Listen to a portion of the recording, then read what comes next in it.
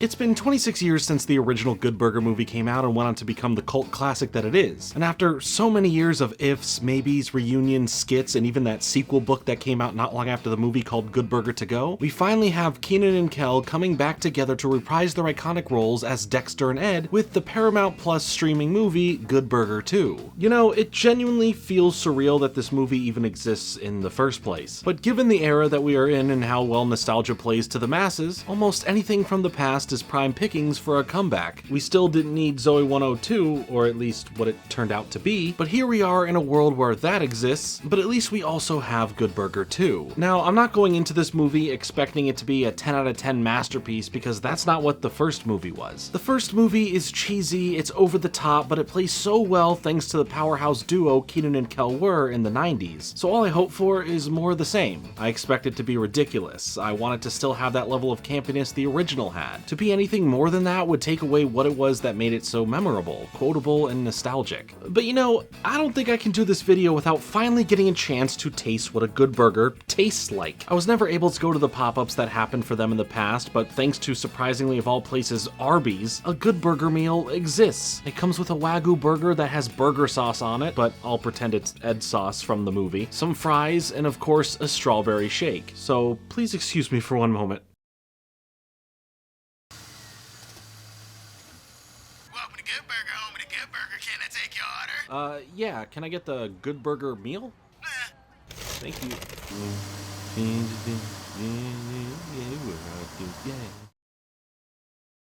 Alright, here it is, the Good Burger meal and all that it comes with.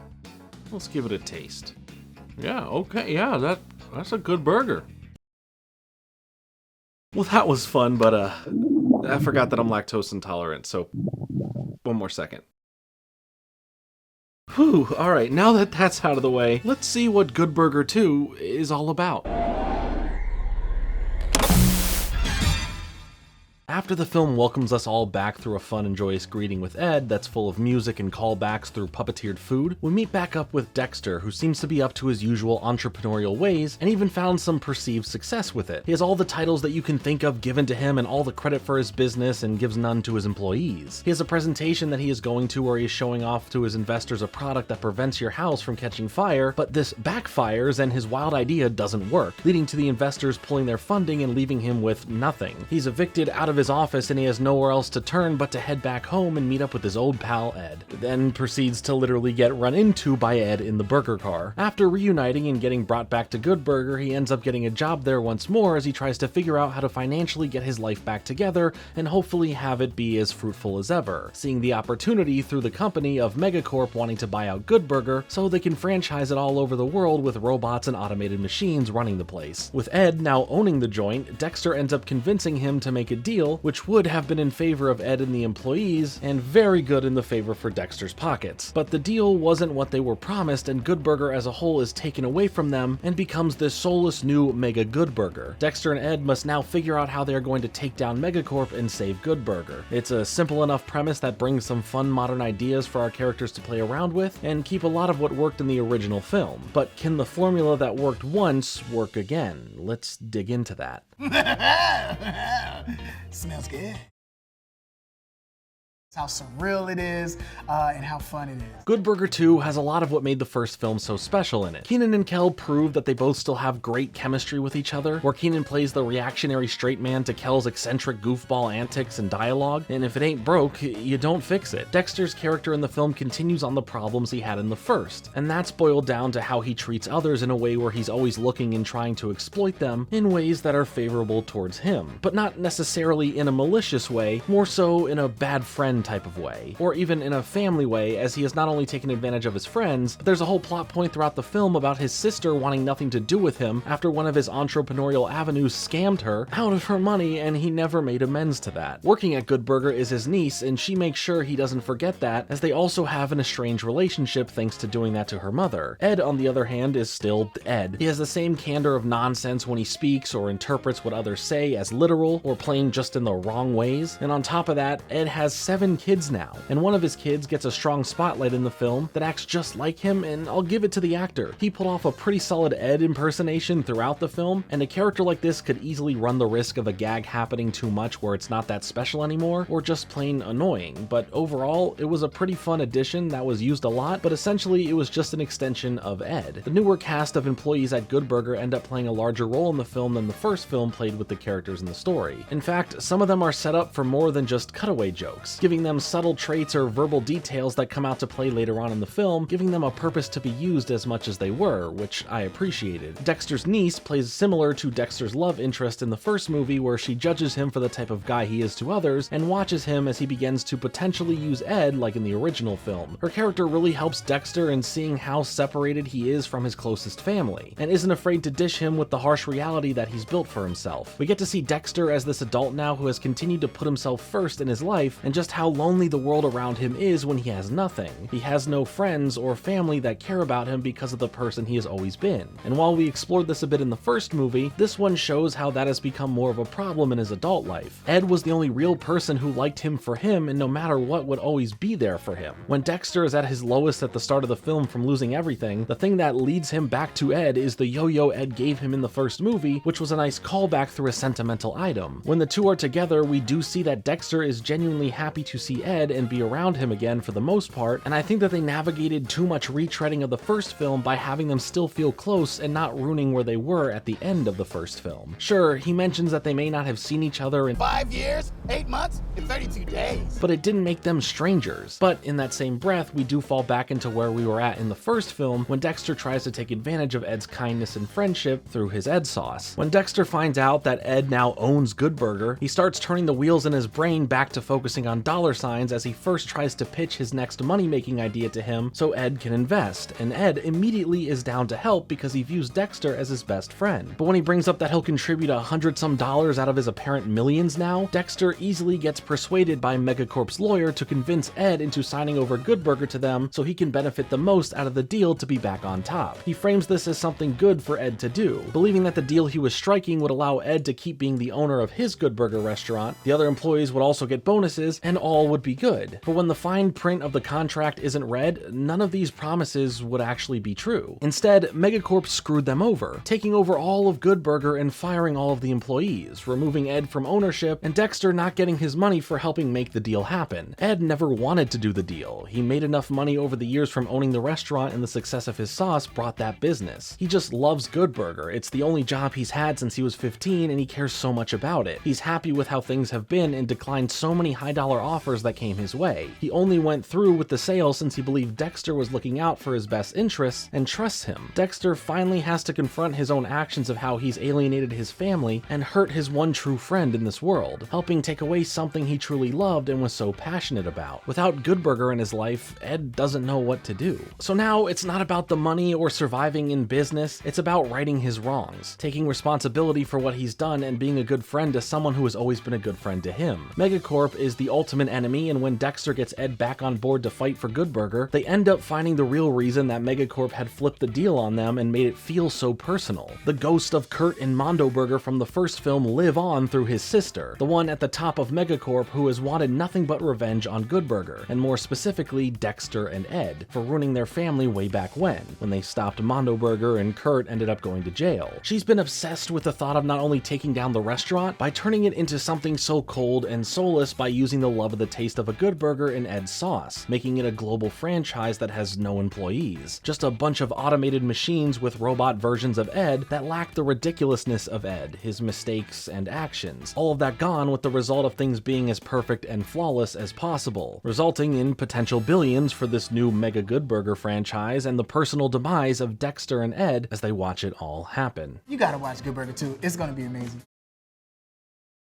A really cool thing. We're very proud of it. With this knowledge, getting to see firsthand as the villain explains and reveals everything to them, Dexter and Ed rally up the other employees to stop Megacorp from ruining what Good Burger was, and for the future of jobs in this field of work becoming impersonal and replaced by machines, which is a pretty timely thing to deal with and has a purpose in today's conversation, with so many fast food restaurants turning part of their structure into touchscreens or in general finding other ways to start replacing the worker for the benefit of the company's bottom line. Dexter really sees the error in his ways, making it known to not only himself, but to Ed and the rest of the employees, or ex-employees of Good Burger, that he was in the wrong. And even if he thought that there was an inkling of good being done for them, he didn't take into consideration what it all meant to someone like Ed, his one true friend. As Megacorp is about to relaunch the brand simultaneously around the world, they all work together and try to ruin the launch by sneaking into Megacorp and the connected main restaurant, similar to when Dexter and Ed snuck into Mondo Burger in the first movie, giving all of the characters a purpose for part of the plan. During this, of course, things don't go so well, leading to Dexter and Ed getting caught in a comedic chase beginning. But I really love how all of this was executed. They needed a distraction outside so that the other employees could sneak in and get to the control room when Dexter, Ed, and Dexter's niece couldn't, having Ed's son, who works at Good Burger with him, start a scene outside for the crowd waiting for the launch as he dances with the older lady who works there with him. Side note, I love the campiness that when we see some of the more ridiculous moments of this dance, that it's clearly a younger and different looking stunt double, no makeup or camera tricks trying to hide it. The manager, who is this way younger kid that Ed gave the job to, sneaks in with the twins that work there to clear out the control room, so that the others can get inside and shut things down to ruin the launch. To clear out the room from the engineers running it, the manager pretends to bring in some radioactive substance, where one twin knocks it down and spills it, claiming to feel a reaction from it, with the other twin returning to the room with a melting looking face to freak out the engineers enough to then leave immediately. Why I like this was because a bit earlier in the film we learned that the twins have a vlog where they show off their specialty makeup skills, as they were making the older employee look like a robot, so their use in makeup came in handy for their plan here. Another thing that made sense was the original plan that Dexter's niece was going to help them navigate the computer systems to shut everything down before she got stuck in some trouble. Earlier in the movie, when her and Dexter have a moment together, they reminisce on how she's been good with computers from a young age, so that skill was going to come in handy once more here. But when she gets into this life or death situation, Dexter doesn't hesitate to leave Ed to deal with the computers while he rushes to where she is and risks his life to save hers. I just really like the little details sprinkled throughout the movie that legit have a purpose for being there. Ed gets his moment of random genius when all of his efforts seem to be for nothing, as they all then get captured and Ed is seen to just be playing this bunny game that he always plays. And another random segue, when he is shown playing it earlier in the movie, he's using a Miss Pac-Man Namco plug-and play that came out when I was a kid, and I had that exact one. I played Galaga on it with my dad for many hours. I knew it exactly when I saw it. It just has stickers over the game titles, but it was just funny to see, and I know I have mine somewhere around here in some storage. But anyway, the opening still happens, but when Kurt's sister Kat goes to show off the restaurant to the news and order the first official Mega Good Burger, the robot Ed and all of the automated appliances go haywire like that one episode of Jimmy Neutron, causing the launch to be ruined and Kat to be humiliated. Even the lawyer sees how bad this is and wants out to save his own skin, telling them that they can have Good Burger back as he runs out of the control room. This all happened because while it seemed like Ed didn't do anything to shut off the systems, he actually reprogrammed them to cause the chaos they did, and ultimately this saves the day. He thought it would be a better plan to just ruin everything than to only delay them for a little bit by shutting things off. And it's a nice, happy ending. Good Burger is back to how it was before. Dexter continues working there and has found his happiness with his friends and now family, thanks to his sister finally showing up to confront him, and he starts to make good with her. And his niece, his sister, the other employees, and of course Ed, now aid in the cure for the loneliness he's been trying to fill the void of. Even in the end credits, we see that Ed's son had made Dexter's newest seemingly impossible idea a reality: ice that never melts. And together, all the employees huddle around a phone as Dexter sells 0% of the company for millions of dollars to Mark Cuban. And that's a good segue into the cameos and appearances in the film, actually. So yeah, Mark Cuban appears at the start and end of the movie as a major investor into Dexter's ideas, but the film is riddled with so many new cameos and some really fun callback cameos. From the original movie, we get a fun moment with Lori Beth Denberg reprising her role of Connie Muldoon, trying to play some over-the-top, hard-to-follow order. Josh Server returns for a brief moment playing the employee from the original film named Fizz. Carmen Electra has a cool moment playing the nanny for Ed and his 7 kids, and even Sinbad has a hidden cameo just being a voice over the phone rather than playing the same role he had in the original film. George Clinton, the musician who appeared in the first Good Burger movie, makes a quick cameo during a bit where the film pokes fun at the whole celebrity singing Imagine into their phones at the start of the world going into lockdown. That has a bunch of appearances here that are random celebrities and musicians, or even SNL and Nickelodeon alumni joining in. There's even athletes that pop up briefly, and the film even opens with a Pete Davidson cameo for the heck of it. There's also some stars that were made famous by the internet like Liza Koshy, Flula, Young Gravy, and Kai Cenat, but it never felt like they were forcefully shoehorned in. They were either played for a bit or used in a larger role for the film like Lil Ray Howery or Jillian Bell. I will say that the lack of having some sort of quick cameo from Shaq stood out, since he basically does anything and everything these days, and I feel he would have had fun fun jumping in for a bit in the film. The film really went out of its way to respect the first movie, not taking away from what it was and not making it something it wasn't or shouldn't be.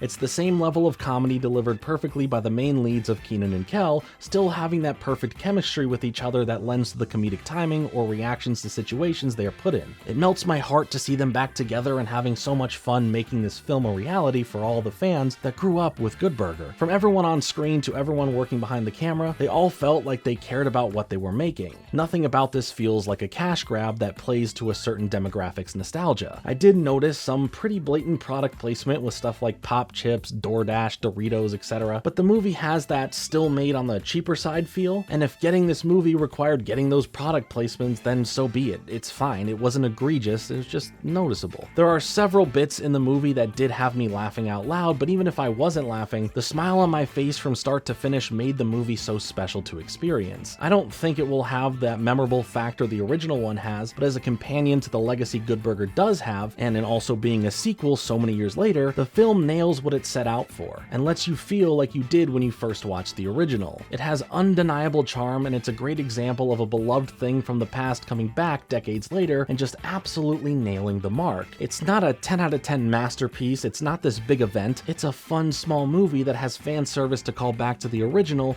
while it still finds a way to be somewhat new and continued these two characters in a way that makes sense for them. I would have loved to see how these two tackle other modern things in the restaurant and fast food service world, like the rise of food delivery apps, and who knows, maybe if they ever make another one, they will. Although, Kel in the credits did joke about the third film taking them to space, and obviously that's a joke, and there probably won't be a third Good Burger film, but I am more than happy to end it here with what we got. It's a nice continuation and leaves off on a great note for where the characters end up at by the credits. It was cool seeing the burger car back in action and have it all end with Ed saying his famous greeting to Good Burger customers. It delivered on exactly what I expected and wanted it to be. A solid fun time for fans of the original, and there's totally stuff to enjoy for those that didn't grow up with it or are just discovering Good Burger for the first time. But mainly, if you're a fan of the original and have been excited or even nervous about this film, it truly is worth checking out. It is paced really well, it's funny, and I'm really thankful for the love that went into making this film happen. I really don't have any criticisms, but like I said, this isn't something beyond what it needed to be. It replicated parts of the original's formula while also trying out some new things for this batch, and the end result is a really fun and entertaining movie to enjoy during the holiday season. And that's Good Burger too. It's still hard to believe that it's even real, but it in fact is. Let me know your thoughts on the movie and if it lived up to what you'd hoped it would be in the comments below. Also let me know what other Nickelodeon properties should be revisited on Paramount Plus either through a movie or series. I've been Jordan Fringe. Thanks so much for watching. Like and subscribe. Later.